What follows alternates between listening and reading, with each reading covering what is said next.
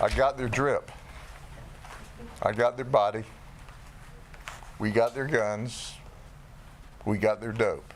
But I want you to imagine this for a minute. People continue to tell you that drugs are low level and nonviolent.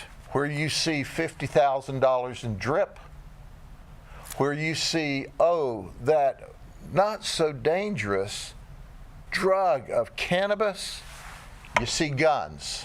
I am over it when people tell you that drugs are low level and nonviolent.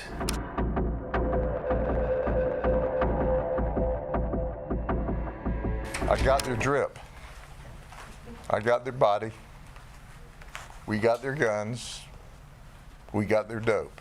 Last week we did a press conference as a result of a grand jury indictment for first-degree murder because this team, these guys at the top, sold the drugs that killed a 65-year-old lady. I told you last week that we would be back and talk now about this wire intercept investigation that we all worked on together. The folks that I'm going to introduce you to and speak specifically about have been dealing drugs in Bartow for years.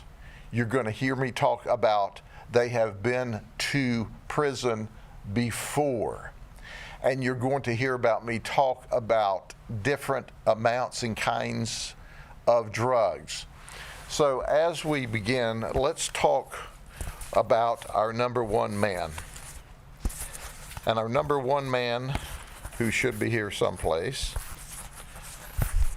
did I walk?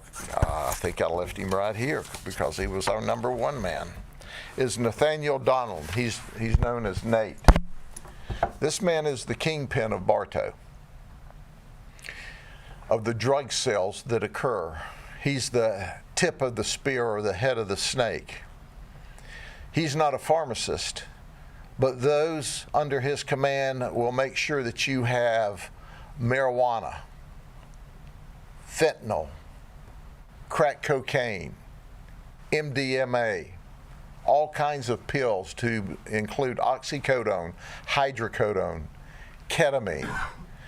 We did 6 wire intercepts and 9 search warrants, 8 of the search warrants in Bartow back in November of last year.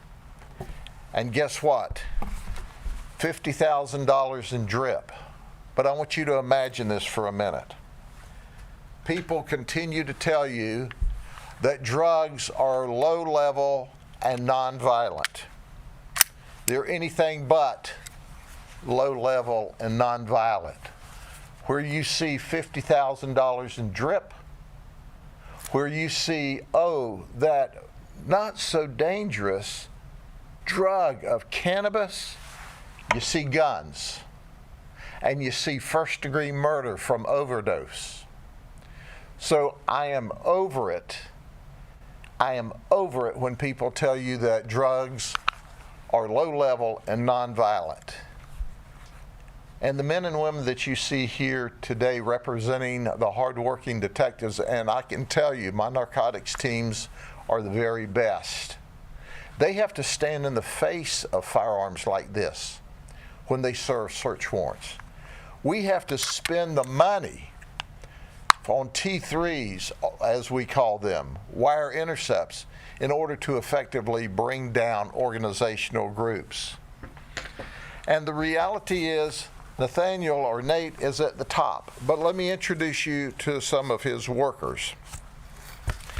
Troy Walker is the person that sold the drugs to our 65-year-old victim. She bought these drugs on a Saturday night.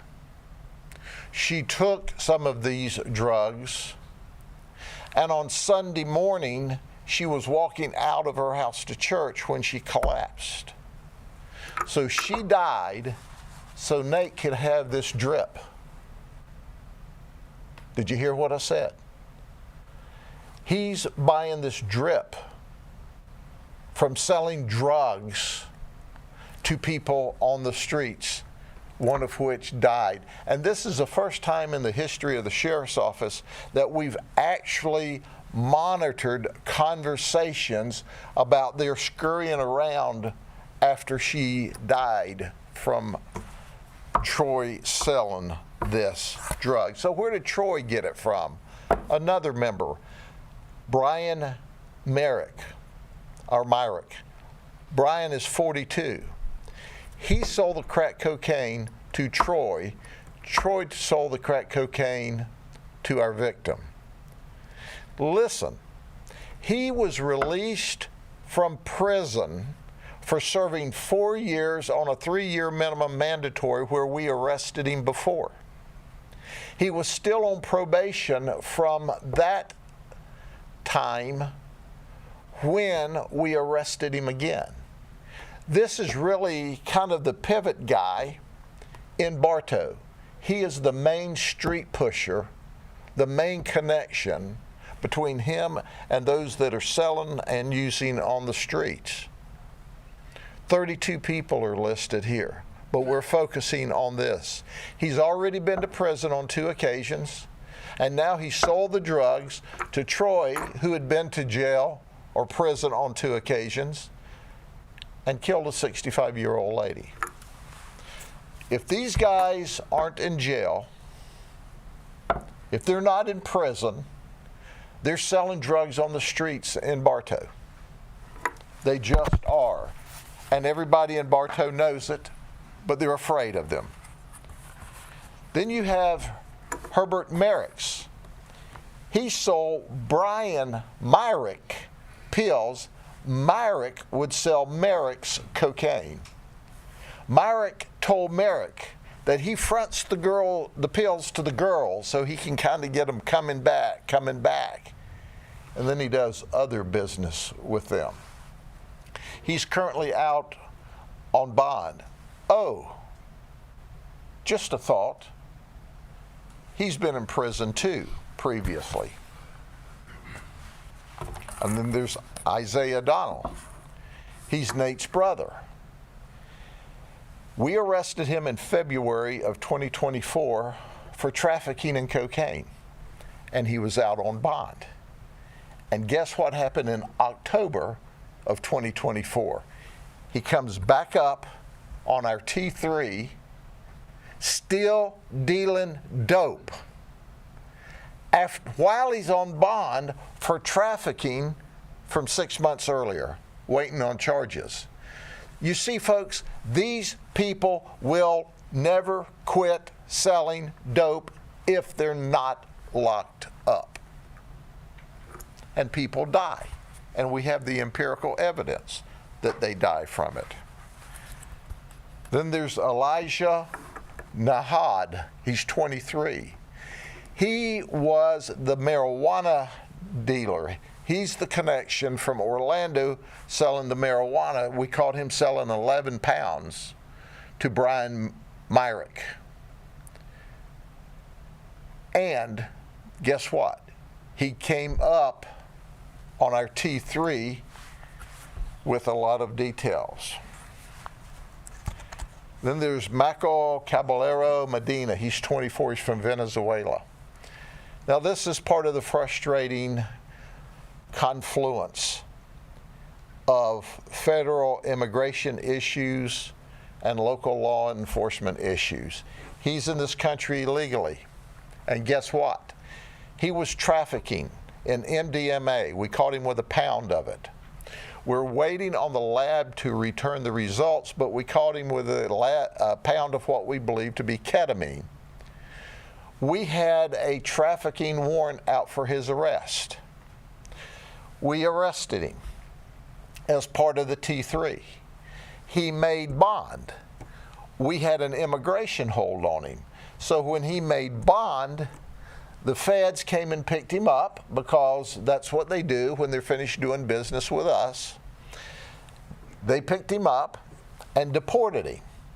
He still hasn't answered for the trafficking in our jurisdiction, but he's now in Venezuela.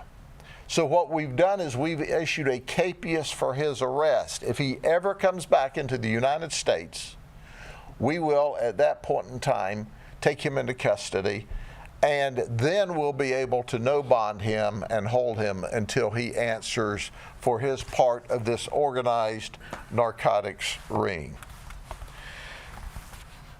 I want to turn the podium over now to Chief Walker.